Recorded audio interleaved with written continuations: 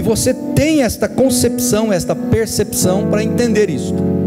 Gálatas capítulo 4, verso 1 ao 3. Digo, porém, que enquanto o herdeiro, diga comigo, herdeiro, é menor de idade, em nada difere de um escravo, diga comigo, escravo, embora seja dono de tudo, diga comigo, sendo dono de tudo.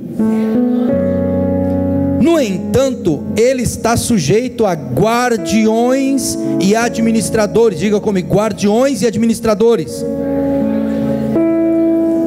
até o tempo determinado por seu pai. Assim também nós, diga, está falando para mim.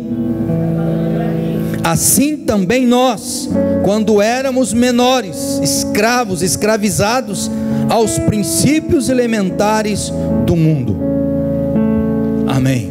Feche os teus olhos mais uma vez.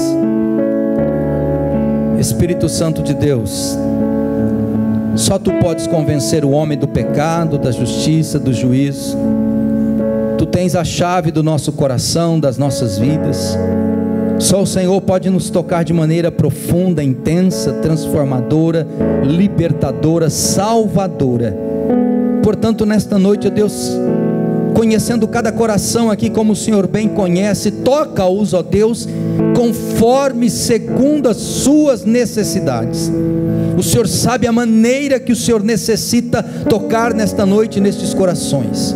O Senhor sabe aqueles que precisam de consolo, aqueles que precisam de cura, aqueles que precisam de paz, aqueles que precisam de alívio, aqueles que precisam de direção. O Senhor conhece a necessidade de cada um. Pai, toque-os nesta noite então conforme as suas necessidades, ó Deus, e de acordo com a tua vontade. Assim oramos e te agradecemos, ó Deus, em nome do Senhor Jesus. Amém e amém. Maturidade cristã, o segredo para entrarmos na herança. Repita comigo, maturidade cristã, o segredo para entrarmos na herança. Vamos entender o texto. O texto nos fala de algumas coisas que estão claras, não há o que discutir, não há o que ficarmos aqui pensando o que é que ele quis dizer. Tem algumas coisas que são claras, por exemplo, os personagens e alguns fatos que nos saltam aos olhos quando nós lemos. Primeiro, ele fala aqui de um herdeiro, ou seja, de um herdeiro. O herdeiro é porque possui uma herança. Então existe uma herança. O problema em questão aqui é uma herança que não está ainda sobre a tutela do seu herdeiro. A questão aqui é uma herança que o herdeiro legítimo não pode ainda tocar nela, não pode administrá-la, não pode usufruir dela. Mesmo sendo herdeiro, mesmo sendo o dono dela, ele não tem autonomia sobre ela, ele não pode usufruir totalmente dela, plenamente dela. Então, a primeira questão que nós temos que entender aqui nesta noite é que há uma herança espiritual que está se falando aqui, e esta herança espiritual se refere a tudo no mundo espiritual e quanto a tudo aquilo que Deus e que Cristo deixou para nós. Aqui se refere a toda a herança que Cristo conquistou na cruz do Calvário para mim e para você. A herança aqui em foco nesta noite não é outra senão esta: tudo aquilo que Cristo conquistou na cruz do Calvário para mim e para você. Então aqui ele está falando de uma vida feliz, ele está falando de uma vida abençoada, ele está falando de uma vida saudável, ele está falando de uma vida de realizações, ele está falando de uma vida de prosperidade, ele está falando de uma vida de relacionamento com Deus, íntimo com Deus. Ele está falando de muitas coisas aqui quando ele fala herança. Herança aqui não é simplesmente o céu que nós vamos herdar quando nós partimos desta terra, quando nós somos arrebatados, ou quando nós partimos desta para melhor, como diz os outros. Fala para o irmão do teu lado, você não precisa partir dessa pé melhor para receber a herança.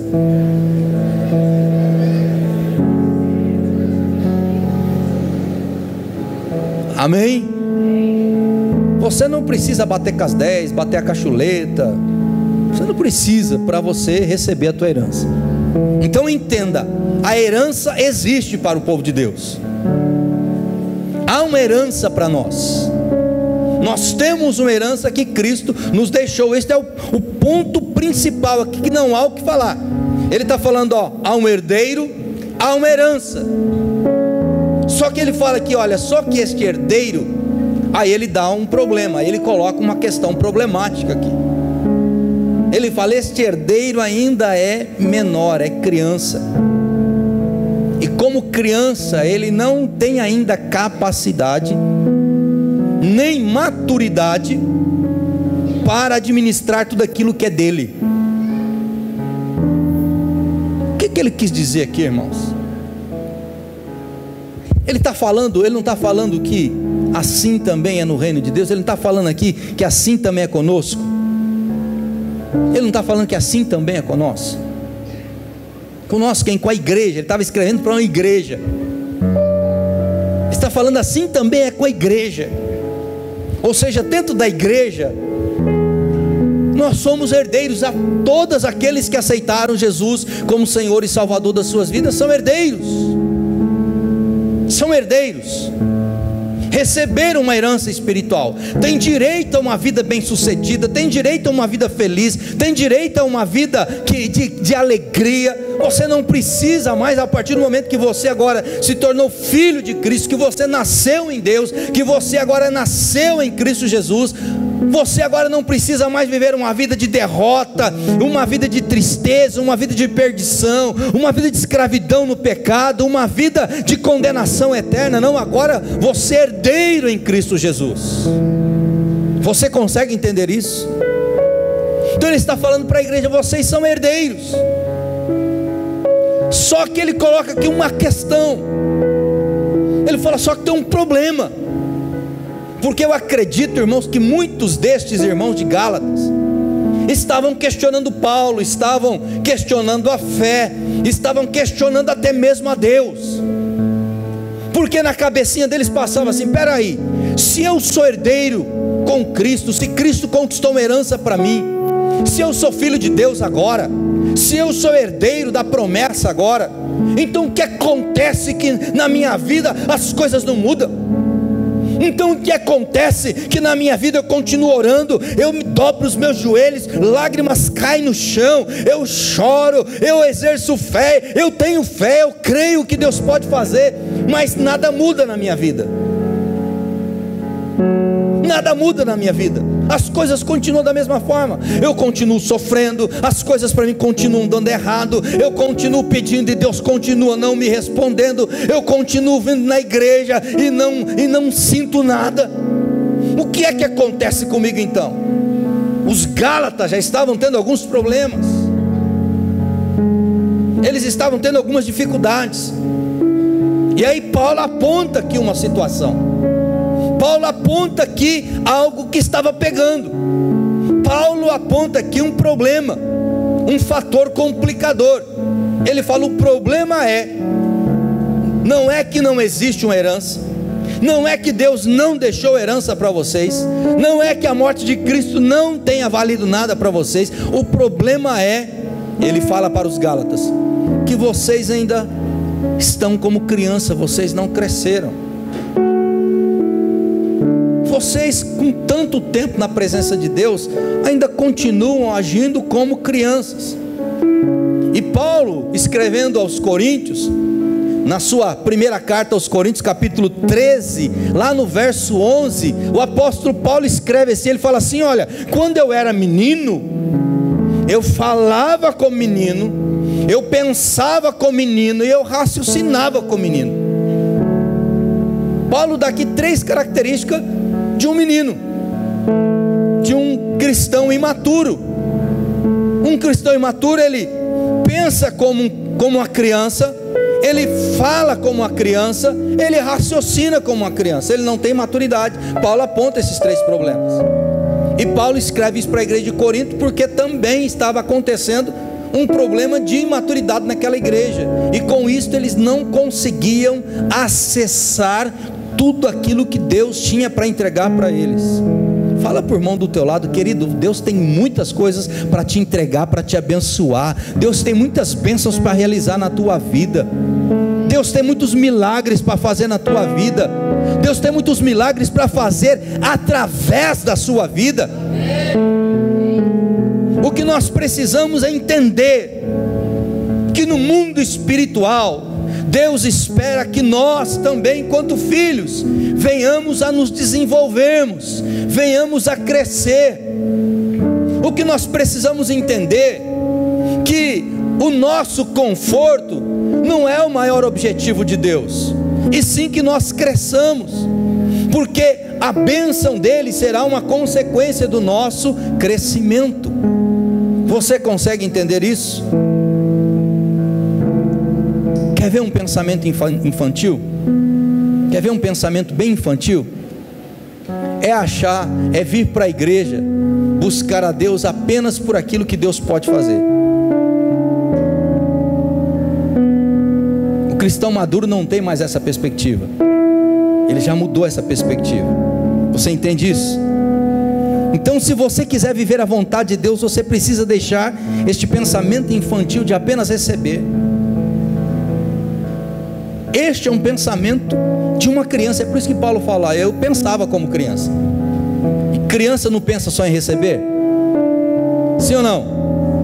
A expectativa da criança em relação ao pai e à mãe não é que o pai e a mãe sempre esteja dando presentes e fazendo o que ele quer? Não é assim? Sim ou não? Quantos pais, quantas mães eu tenho aqui nesta noite? Os filhos são assim. Quando um filho encosta em você com muito chamego, o que você logo deduz, irmão? Esse filho é apaixonado por mim? Esse filho é louco por mim? É assim que você pensa? Hã? Você já fica pensando assim: o que será que ele quer dessa vez? O que será que ela quer dessa vez? É assim, não é? Eu até brinco com a minha, quando ela chega em mim, me abraça, vem me beijando, me dando muito carinho, assim, eu falo: o que foi? O que você quer? Pode falar logo. Pode falar logo o que você quer. Porque este é um pensamento infantil, queridos.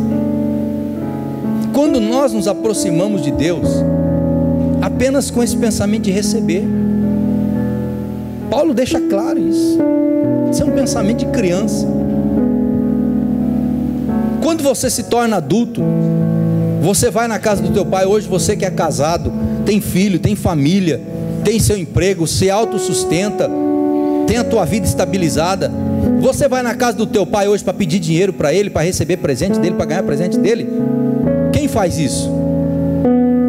Por que você vai na casa do teu pai hoje? Você que é adulto, você que já se emancipou, você que é uma pessoa que já trabalha, que já conquistou a tua autonomia, já anda com as tuas próprias pernas, você que já amadureceu, você que já hoje é autônomo, você fala: não, eu vivo as minhas próprias custas. Você que não depende mais de pai, de mãe, de ninguém, você vai na casa do teu pai para quê hoje? Para que você vai? Não é para dar um abraço, um cheiro, conversar, bater papo? Não é para isso que nós vamos atrás dos nossos pais, sim ou não?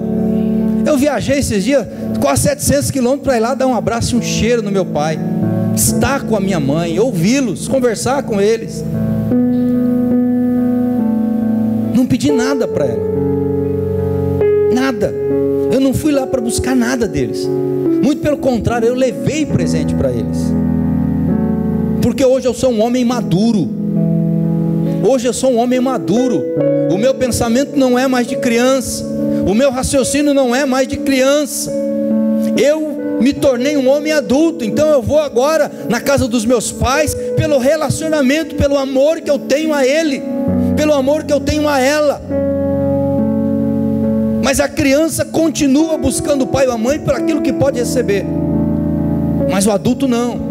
E é esta a diferença que Paulo está falando aqui. Nós precisamos crescer, e Deus tem essa expectativa de que nós cresçamos. Você tem essa expectativa em relação ao teu filho? Ou você espera que o teu filho cresça, ou a tua filha cresça atinge a maioridade, 18, 19, 20, 30 anos, 40 anos, e fica lá dentro da tua casa lá, chupando chupeta e pedindo dedê para você. É isso que você, essa expectativa que você tem do teu filho? Hoje eu fui almoçar na casa do irmão Diogo, ele me convidou para almoçar lá, ele e a Bel, e eu fui lá, ele recebeu todas as filhas, e ele estava todo faceiro, todo feliz, por uma que está terminando esse ano agora, uma faculdade de arquitetura, vai ser um arquiteta, já está trabalhando e tal, e eu vi nos olhos dele a alegria dele, de pai, de saber que aquela bebezinha, que quando nasceu o bebezinho, ele cuidou, fez tanta caquinha, fez tanta sujeirinha, não é, irmãos? Tanta sujeirinha, e você limpou a sujeirinha, você deu papinha, você ensinou a andar, você ensinou a falar, e hoje agora está terminando uma faculdade. Ela cresceu, ela desenvolveu, ela sentou à mesa conosco, ela conversou com a gente como uma pessoa adulta, sábia, inteligente. Isso é a realização de um pai, e esta é a expectativa de Deus para você, de que você cresça espiritualmente, de que você, ao passar dos anos vindo à casa dele, você possa se desenvolver com ele, você possa aprender com ele, você pode aprender a falar como ele, a andar como ele, a pensar como ele, para que você tenha acesso a tudo aquilo que ele deixou para você. Você consegue me entender? Sim ou não? Do que no teu conforto. Entenda isso. É por isso que muitas vezes Deus, nos corrigindo, Ele tira algumas coisas de nós, porque Ele quer que nós cresçamos. E tem algumas coisas na nossa vida que muitas vezes nos impede de crescer, e é por isso que Deus, às vezes, mesmo sabendo que isso vai nos chatear, vai nos fazer sofrer por um tempo, Ele nos tira algumas coisas, e algumas pessoas não entendem, mas no processo de maturação, de crescimento, Deus permite que algumas coisas sejam arrancadas de nós. Você consegue entender isso? Há um autor que eu estou lendo um livro dele, é o Drummond de Lacerda. Ele escreve um livro chamado Fora do Alcance das Crianças. Drummond de Lacerda, ele escreve nesse livro Fora do Alcance das Crianças. Ele vai mais ou menos nessa linha aqui de Gálatas capítulo 4, que muitas coisas nós não conseguimos alcançar, muitas bênçãos que nós precisamos delas, e que muitas vezes já poderiam ter sido entregue a nós. Muitas vitórias, muitas conquistas, muitas realizações, muitos feitos que já deveriam ser nossos, já deveriam estar de posse, nós já deveríamos estar de posse de tudo isso, e não estamos ainda. E ele fala mais ou menos por aí que nós não conseguimos estar de posse disso, porque tem muitas coisas que estão fora do alcance das crianças no mundo espiritual. Nós só vamos conseguir tomar posse desses bens, nós só vamos conseguir tomar posse dessas conquistas, dessas vitórias, dessas alegrias, dessas realizações, a partir do momento que nós amadurecermos espiritualmente. Diga para o irmão do teu lado: fora do alcance das crianças. Você dá um carro hoje para o teu filho de 9 anos para ele sair no sábado à noite? Sim ou não? Não. Teu filho de 6, 7 anos de idade querendo um celular, você vai fazer a loucura de dar o celular para ele?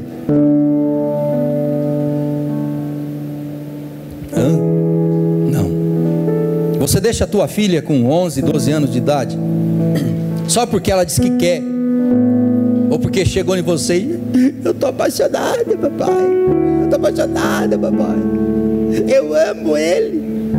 Você vai deixar ela namorar só porque ela diz que ama o infeliz lá?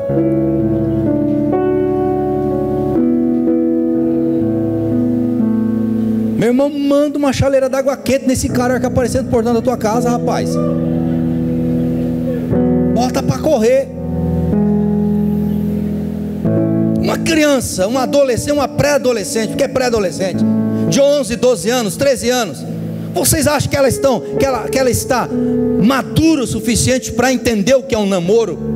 Você acha que um rapazinho aí de 14, 15 anos, 13, 14 anos, sabe o que é relacionamento, meu irmão? Porque namoro cristão não é para passar tempo, é para casar, meu irmão. Nós estamos ficando. Ah, infeliz, vai ficar com o capeta, não com a minha filha. Não é verdade? Então, tudo tem um tempo de maturação.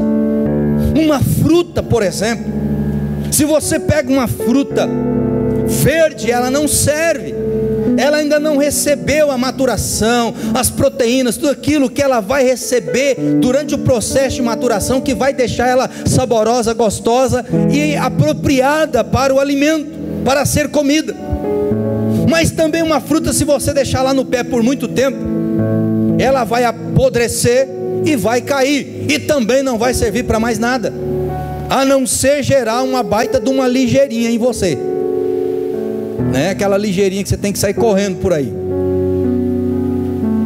Então, uma fruta podre não serve para nada, passou do tempo. Mas uma fruta verde também não presta. É por isso que a fruta tem que ser comida no tempo certo, quando ela está madura. Então, na nossa vida, queridos, Deus também não vai entregar nada para nós enquanto estivermos verdes, mas também não podemos agora cair no eu também de ficarmos 30, 40 anos dentro da igreja, aí apodrecendo aí, recebendo tudo aquilo que Deus tem nos dado, falado conosco através dos anos, e não passado isso para ninguém, não usado isso para abençoar a vida de ninguém. Apodrecemos ali, mas tudo aquilo que nós recebemos fica para nós. Nós não passamos para ninguém, não falamos de Jesus, não falamos do reino, não falamos do caráter, não falamos da verdade, não falamos da palavra. Apodrecemos dentro de quatro paredes, mas não passamos isso para ninguém. Pergunta para o irmão do teu lado: e aí, meu irmão, está madurinho ou está apodrecendo já?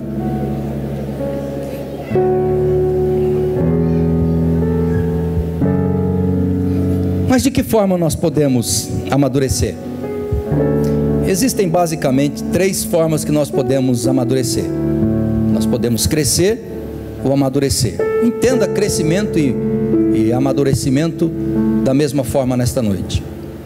A primeira forma que você pode amadurecer é com os teus próprios erros. Quem aqui nunca errou na vida, levanta a mão, por favor. Eita! Quantos erraram aqui? Levanta a mão. Jesus veio para vocês, viu? Jesus veio para todos nós, porque eu também já errei muito.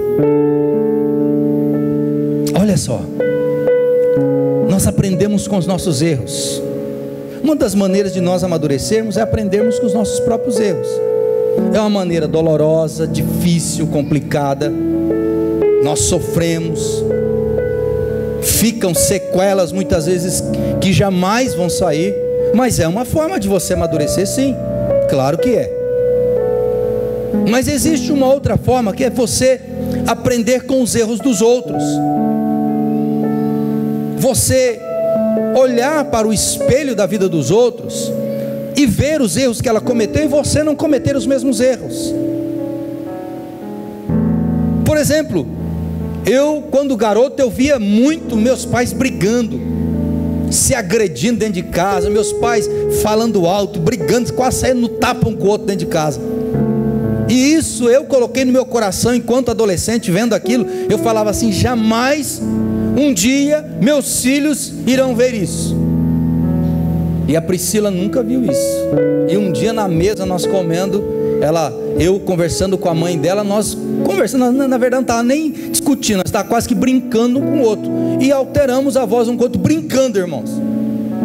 Na hora ela: mãe, pai, para de brigar. Aí nós demos um monte de risada, falamos: filhas, nós não estamos brigando, nós estamos conversando.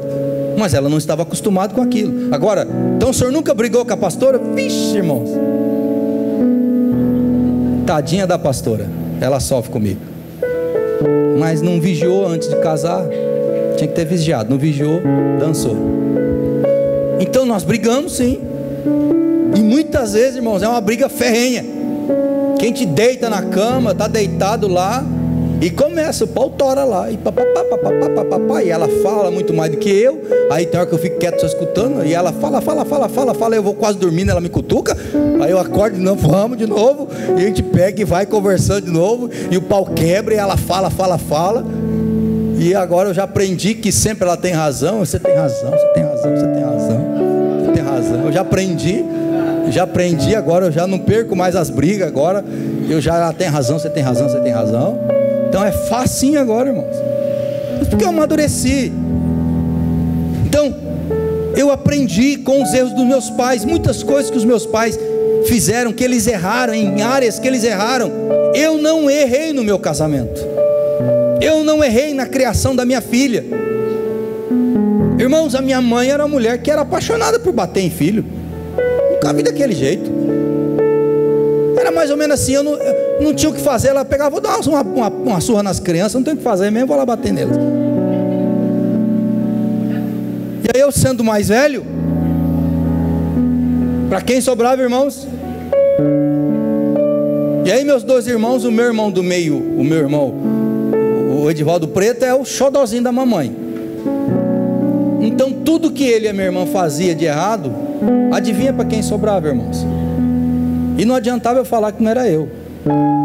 A minha cara, não sei por que cargas d'água, não, é ele, acabou. E eu apanhava e pronto. Entendeu? Mas eu aprendi. Pergunta para minha filha quantas vezes eu tive que bater nela. Pergunta para ela. E ensinei, eduquei uma filha. Cuido de uma família já há muitos anos, quase 25 anos, cuidando de uma mulher, sustentando, tratando. E quando nós casamos, tinha um monte de coisa, irmãos. Eu tinha uma moto DT 180, bem usada. Eu tinha um aparelho de som pequeno, e uma televisãozinha 14 polegadas. Tinha tudo isso, irmãos. E eu não estou falando que a pastora é doida de ter casado comigo, falando que ela é doida. Era tudo que eu tinha. Mas eu trabalhava no Paraguai, vinha de 15 em 15 dias, lutava, porque eu aprendi, irmãos, que era assim. E isso eu aprendi também com os meus pais, trabalhar muito. Então você aprende com os teus erros, você aprende com os erros dos outros. Mas é uma terceira maneira muito interessante, que é aprender através da mentoria, de alguém te ajudando, de estar conversando com pessoas maduras, pessoas sábias, pessoas que têm conhecimento, que têm bagagem, pessoas de Deus, homens e mulheres de Deus, pessoas que têm algo para te ensinar. É muito melhor ainda. Se você ver ao longo da palavra, você vai ver que todos os grandes homens de Deus da Bíblia, sempre teve alguém que os acompanhou no começo da sua fé, que os orientou. Cristo usou esse método com seus discípulos, gerando os seus discípulos e ensinando. Então diga comigo, eu posso aprender através dos meus erros, através dos erros dos outros, e através do ensino com alguém que sabe. Então, meu irmão, por exemplo, alguém maduro, alguém que é maduro, quando ele vai fazer algo, ele nunca vai fazendo a torta direita, ele sempre vai procurar alguém que tem experiência naquela área para auxiliá-lo, para orientá-lo. É loucura se você não entende do assunto, você vai fazendo, faz besteira. Você entendeu? Amém? Mas já partindo para o final, em que área nós podemos e devemos crescer? Área. Precisamos crescer como adoradores. Meu irmão, um cristão maduro, ele cresce na sua adoração, ele cresce como adorador. Ele não precisa mais de animadores de plateia para ele poder adorar a Deus.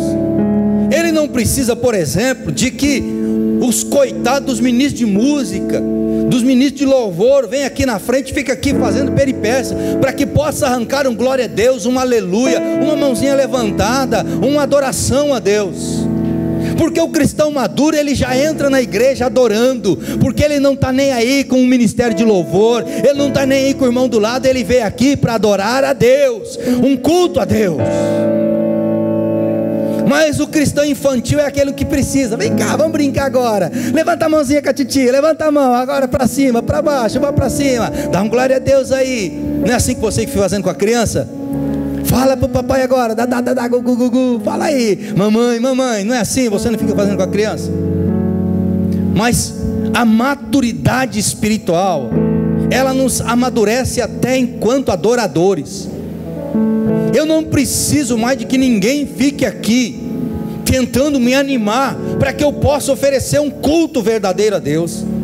Eu não preciso que ninguém mais fique aqui em cima se matando para que eu possa levantar a minha mão reconhecendo que Deus é Senhor da minha vida. Eu não preciso mais de que ninguém fique aqui dizendo para mim glorificar a Deus, porque glorificar a Deus é algo que eu faço o tempo todo na minha vida, insta tempo e fora de tempo. Deus é glorificado na minha vida, porque eu amadureci. E como eu amadureci enquanto cristão, eu me tornei um adorador melhor. A minha adoração agora, ela é madura, é consciente. Eu não preciso de um ambiente aqui com pessoas chorando, com pessoas pulando, para me falar o culto foi uma bênção. Não, porque eu sei que o meu culto foi pessoal a Deus. Eu dei o meu melhor para Deus, e eu saio daqui feliz, porque Deus recebeu o melhor culto que Ele poderia receber da minha vida nessa noite. Isso é maturidade. Então, quando eu amadureço espiritualmente, a minha adoração também amadurece. Outra coisa que acontece na vida de quem amadurece espiritualmente, quem cresce espiritualmente, é que a sua vida devocional, ela também amadurece. Meu irmão, se eu amadureci espiritualmente, a minha vida devocional tem que ter amadurecido também.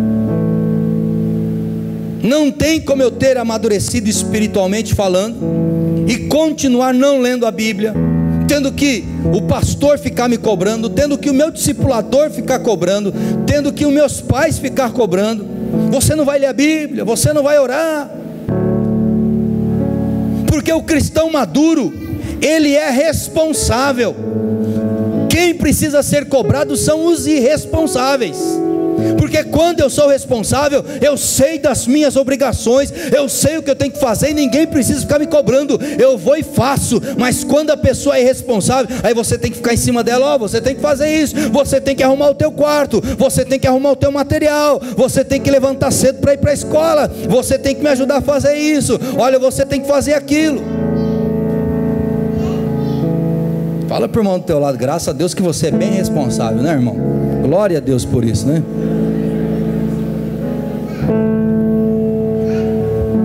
Amém? A porta da herança está abrindo, viu? A porta da herança está abrindo. Quem está amadurecendo aqui nessa noite? Aleluia! A porta da herança está abrindo.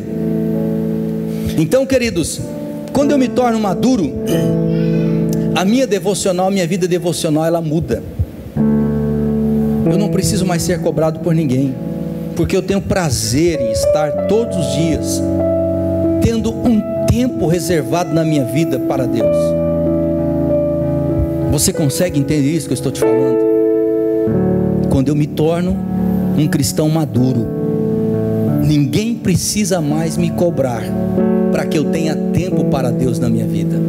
Quando eu me torno um cristão maduro, todos os dias eu tenho prazer de ter um tempo da minha vida reservado exclusivamente para comunhão com o meu Deus.